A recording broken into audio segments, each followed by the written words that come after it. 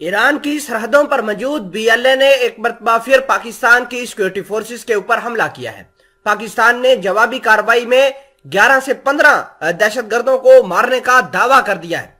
कल भी लकी मरवत के अंदर पाकिस्तान की सिक्योरिटी फोर्सेस ने कार्रवाई की, जिसके नतीजे में 11 दहशतगर्द जो थे वो हलाक हुए थे, जिसमें कुछ जख्मी भी हुए थे और वो फरार हो गए थे।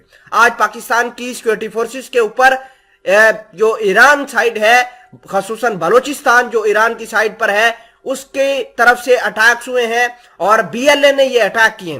नाजरीन ग्रामी, पाकिस्तान की सिक्योरिटी फोर्सेस और पाकिस्तान के जो सिक्योरिटी के मामलात है वो दिन ब दिन अबतर होते जा रहे हैं। अचानक से बीएलए भी बेलगाम हो गई है, इसके अलावा टीटीपी भी बेलगाम हो गई है। उधर अगर हम बात करें जो अफगानिस्तान की, तो अफगानिस्तान ने अलग ऐलान कहा है कि पाकिस्तान ही दहशतगर्दी करवा रहा है। आप अंदाजा कीजिए कि एक तरफ अफगानिस्तान के जो लोग हैं वो अपने मुल्क के अंदर टीटीपी जैसे अनासर को हाइड करके दे रहे हैं, उनको शेल्टर फ्राहम कर रहे हैं, और पाकिस्तान जब धमकी देता है कि हम नंगरहार के इलाकों पर अटैक करेंगे तो पाकिस्तान के खिलाफ और ज्यादा हमले तेज हो जाते हैं। इसी तनाजुर के अंदर अब चीजें बदल बदल कर आना शुरू हो गई हैं। बीएलए भी ज्यादा मुतहरक हुई है और बलोचिस्तान की साइड से पाकिस्तान को नुकसान पहुंचाना शुरू हो गया है। तमाम तर चीजें आज की इस वीडियो में डिटेल के साथ डिस्कस करते हैं। छोटी सी गुजारिश है कि आप हमारा यूट्यूब चैनल हसनात टीवी को सब्सक्राइब करके पास मौजूद घंटी के निशान को दबा लें ताकि लेटेस्ट न्यूज आप तक बर वक्त पहुंचती रहे। नाजरीन ग्रामी, आइंदा आने वाले दिनों के अंदर आप देखेंगे कि पाकिस्तान की पॉलिटिकल पार्टीज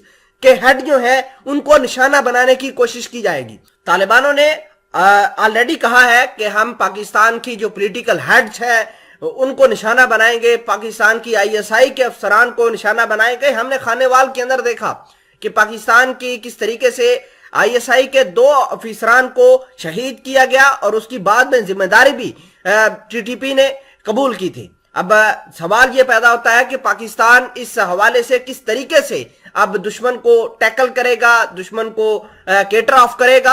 आपको ये बता दें कि तालिबानों का सिर्फ एक ही डिमांड है कि ये जो ऑटोनोमस एरिया बनाया है खसूसन फाटा, उसको मर्जर खत्म किया जाए, उसको दोबारा उसका जो असल स्टेटस था यानी ये तालिबानों के कंट्रोल में चला जाए तो वो बहाल किया जाए, जो कि पाकिस्तान को मंजूर ही नहीं है। दूसरे नंबर पर वो ये कह रहे हैं कि हमारे जो दहशतगर्द आपने पकड़े हैं, जो हमारे साथी पकड़े हैं, वो उनको रिहा किया जाए। तीसरे नंबर पर ये भी कह रहे हैं कि अगर हमारे साथियों को रिहा नहीं किया जाता तो हम पाकिस्तान के खिलाफ और ज्यादा हमले करेंगे।